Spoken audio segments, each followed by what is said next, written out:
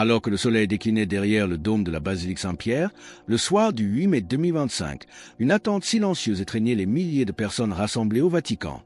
Tous les regards étaient fixés sur l'étroite cheminée de la chapelle Sixtine. Pendant des heures, le monde avait observé et patienté. Puis, sans annonce, seulement par la fumée, le message fut clair. Un panache blanc s'éleva dans le ciel, ondulant dans la lumière déclinante. Les cardinaux avaient pris leur décision. Un nouveau pape avait été choisi. Quelques instants plus tard, les grandes cloches de Saint-Pierre retentirent, leur son se répandant sur les toits de Rome comme une vague de révélation. Peu après, une silhouette apparut au balcon, vêtue de blanc, les mains assurées, le regard calme. Le nom qui suivit en surprit plus d'un, Robert Francis Provost. Un Américain, un missionnaire, un érudit, un homme peu connu du grand public mais profondément respecté au sein de l'Église. À partir de ce moment, il serait appelé Léon XIV. Né le 14 septembre 1955 à Chicago, Illinois, Robert Provost grandit dans une ville connue pour ses communautés catholiques dynamiques. Issu d'un quartier ouvrier, fils d'une famille dévote qui privilégiait la foi, la discipline et le service, il fut, dès son enfance, attiré par la sainteté tranquille de l'Église, captivé par le sens du mystère et de la mission qu'elle portait. Sa vocation ne surgit pas soudainement, elle se déploya lentement, au fil des années d'études, de réflexion et d'un abandon personnel. Car mes pensées ne sont pas vos pensées, et vos voix ne sont pas mes voix, dit l'Éternel. Isaïe 55, 8. Comme petit merci de nous rejoindre aujourd'hui, nous offrons un moment de bénédiction partagée. Commentez avec le mot foi si vous êtes ouvert à recevoir une pensée finale spéciale, dédiée à tous ceux qui participent. Et s'il vous plaît, appuyez sur « J'aime » si vous appréciez ces moments. Restez avec nous pour découvrir comment un enfant de Chicago, attiré par le mystère de la foi, a été façonné par des décennies de service discret, loin des feux de la rampe, avant d'être appelé à guider l'Église universelle. Mais avant de devenir le nom qui a surpris le monde, Robert Provost a tracé un chemin loin des cercles du Vatican. Le prochain chapitre nous emmènera sur les terres arides du Pérou, où son identité pastorale a pris racine au service des plus démunis. Après avoir rejoint l'ordre des Augustins, une voie dédiée à la vie communautaire et à l'enseignement, Robert Provost poursuivit de hautes études théologiques à Rome.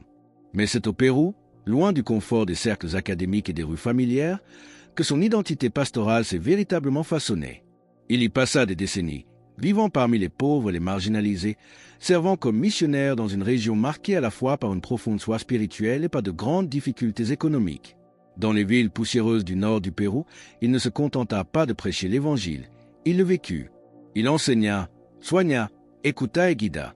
Sa maîtrise de l'espagnol et sa profonde sensibilité culturelle lui permirent de bâtir une confiance durable au sein de communautés souvent ignorées par l'Église institutionnelle. Il apprit que la foi la plus ardente fleurit souvent sur les terres les plus arides, que l'espérance brille avec plus d'éclat là où l'ombre de la pauvreté s'étend. L'Évangile de Luc 4,18 résonnait en lui. « L'Esprit du Seigneur est sur moi, parce qu'il m'a oint pour annoncer une bonne nouvelle aux pauvres. » Ces paroles devinrent la boussole de son ministère. Il partagea le quotidien de ceux qu'il servait, comprenant leurs joies simples, leurs luttes quotidiennes, leurs espoirs et leurs désespoirs. Il ne se positionna jamais en administrateur distant, mais en frère, en père, en ami. Les longues heures passées à écouter les histoires des familles, à visiter les malades dans des conditions précaires, à célébrer les sacrements dans des chapelles improvisées, tout cela sculpta en lui une âme de pasteur, capable de voir le Christ dans le visage de chaque personne rencontrée. Son expérience péruvienne lui enseigna que la véritable autorité ne vient pas des titres ou des fonctions, mais de la crédibilité gagnée par une vie de service authentique et d'amour désintéressé. Il comprit que pour toucher les cœurs, il fallait d'abord offrir le sien. Ses années au Pérou ont forgé un pasteur au cœur d'or, mais son service discret ne s'arrêta pas là. Comment cet humble missionnaire est-il ensuite devenu un berger pour un diocèse entier, marchant au plus près de son peuple? Le chapitre suivant nous révélera son parcours épiscopal. Au fil du temps, Robert Provost gravit discrètement les échelons, davantage connu pour son intégrité que pour son ambition. En 2014, un nouveau chapitre de sa vie de service s'ouvrit lorsqu'il fut nommé évêque de Chiclayo, un diocèse du nord du Pérou. Là, il ne se fit pas connaître par des déclarations grandioses, mais en marchant aux côtés de son peuple. On le voyait visiter les paroisses à pied, s'asseoir avec les familles endeuillées, plaider la cause des pauvres avec une compassion qui émanait d'une profonde expérience personnelle de leur lutte. Son leadership épiscopal fut marqué par une humilité sincère, mais aussi par un courage indéniable. Il n'hésitait pas à affronter la corruption lorsque celle-ci menaçait le bien-être de ses fidèles, ni à dire la vérité clairement et simplement lorsque cela était nécessaire, même si cela pouvait déranger. Il incarnait les paroles de l'apôtre Pierre, une Pierre 5h2. Paissez le troupeau de Dieu qui est sous votre garde, non par contrainte, mais volontairement, non pour un gain sordide, mais par dévouement. Pour Monseigneur Provost, être évêque signifiait être un père, un frère et un défenseur pour ceux qui lui étaient confiés. Il comprenait que les structures diocésaines, les bureaux et les réunions n'avaient de sens que s'ils servaient la mission première, apporter l'amour du Christ à chaque âme. Son palais épiscopal n'était pas une forteresse, mais une maison ouverte où les prêtres trouvaient un confident et les laïcs un avocat. Il passait de longues heures en prière, puisant dans cette communion avec Dieu la force et la sagesse nécessaires pour guider son diocèse à travers les défis pastoraux et sociaux. Il croyait fermement que la prière d'un évêque était le fondement invisible de la vitalité de son église locale. Son dévouement comme évêque au Pérou ne passa pas inaperçu. Bientôt, un appel de Rome allait le propulser au cœur même du Vatican, à un poste d'une influence considérable. Comment cet homme des périphéries a-t-il navigué les couloirs du pouvoir romain? Le chapitre suivant nous le dévoilera.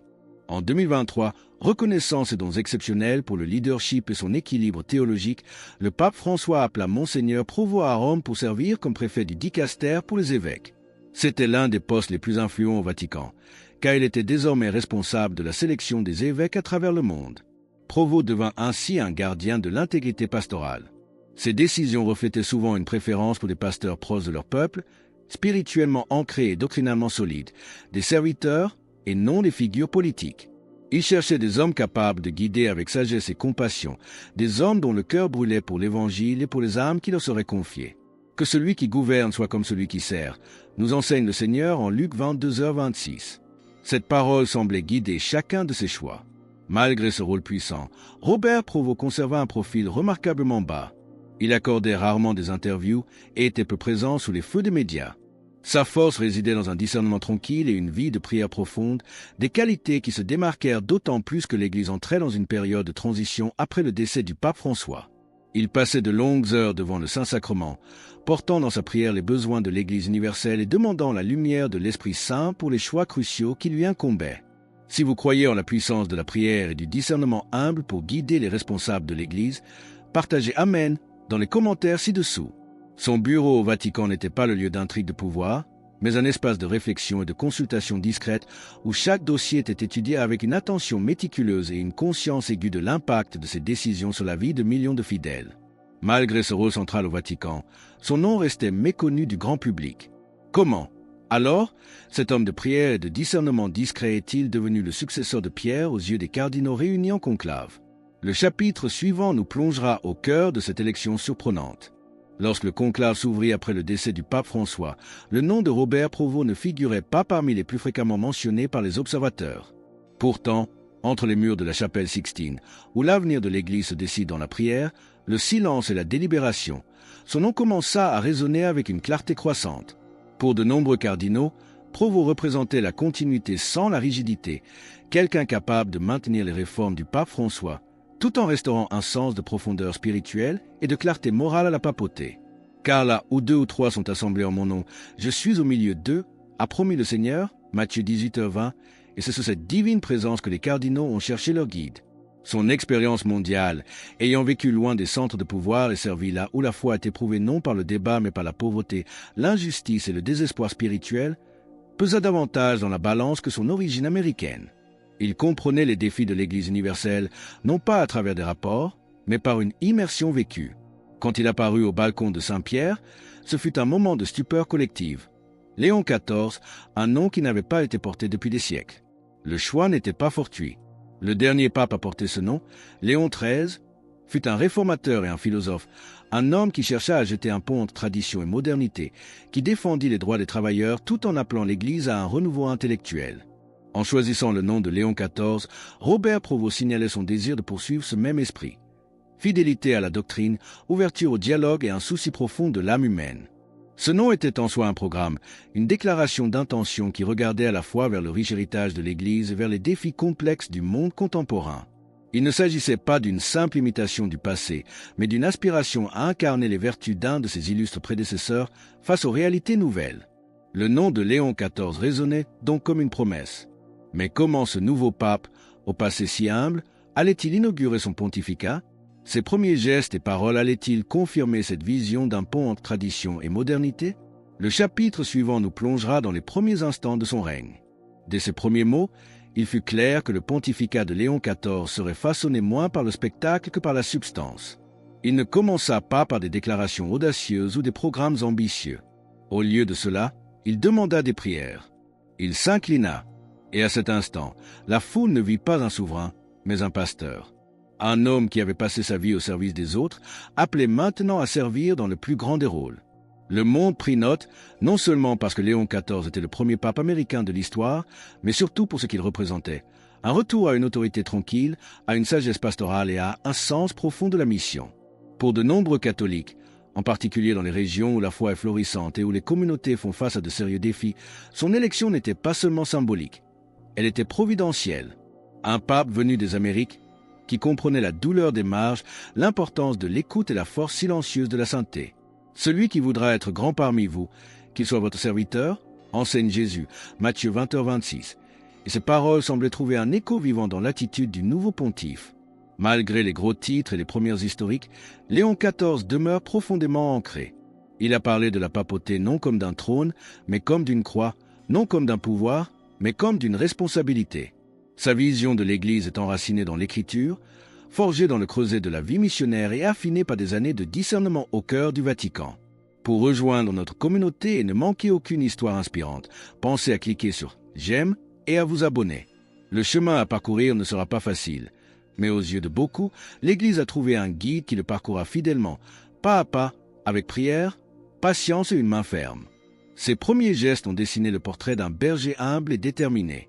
Mais comment Léon XIV a-t-il concrètement commencé à imprimer sa marque, loin des fastes, dans le quotidien de sa charge et dans ses premières rencontres? Le dernier chapitre nous offrira un aperçu de ses jours fondateurs. Les premiers jours d'un nouveau pontificat sont toujours empreints d'un symbolisme dense.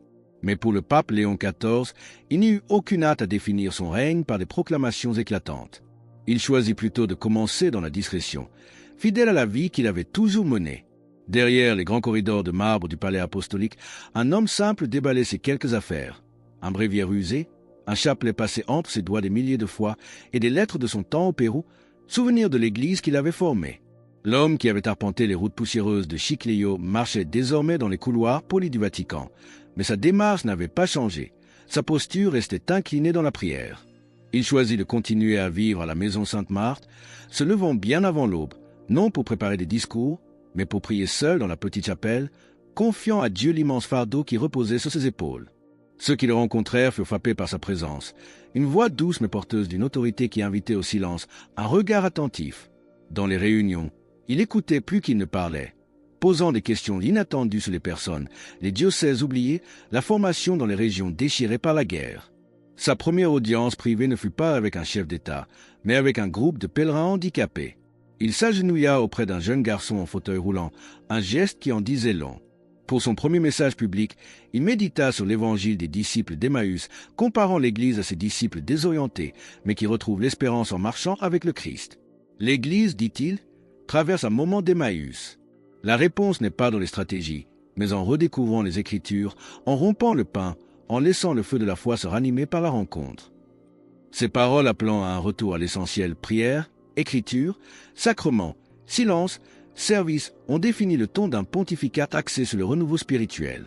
Soyez toujours prêts à vous défendre avec douceur et respect devant quiconque vous demande raison de l'espérance qui est en vous, nous dit l'apôtre Pierre, une Pierre 3h15. Léon XIV incarnait cette douce fermeté. Alors que nous concluons sur l'aube de ce pontificat qui appelle à une foi recentrée sur le Christ et vécue dans la charité, nous vous invitons à déclarer votre foi. Commentez « Jésus est roi ci-dessous » pour affirmer cette vérité avec nous. Et votre parcours ne doit pas s'arrêter ici. Cliquez sur la vidéo qui apparaît maintenant sur votre écran pour un autre message puissant que nous avons préparé pour vous.